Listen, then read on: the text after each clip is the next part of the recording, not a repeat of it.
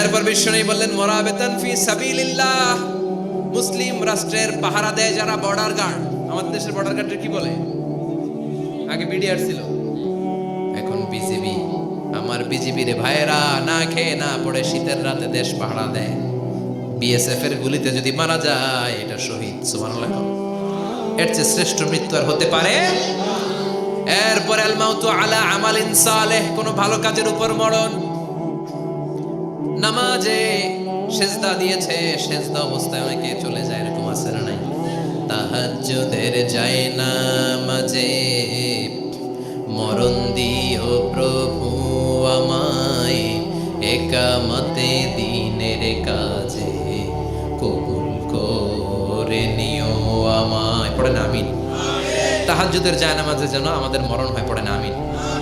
রোজা অবস্থায় মারা যাওয়া, নেক আমল অবস্থায় মারা যাওয়া, এগুলো হচ্ছে আলামাত হুসনিল খাতিমা।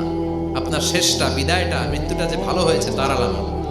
আল্লাহ এই যে কথাগুলো বললাম, শ্রেষ্ঠ শ্রেষ্ঠ মৃত্যু, আমাদের মৃত্যুগুলো ওই রকম করে দিও। চিৎকার করে পড়ে না, আওয়াজ করে পড়ে না আমিন।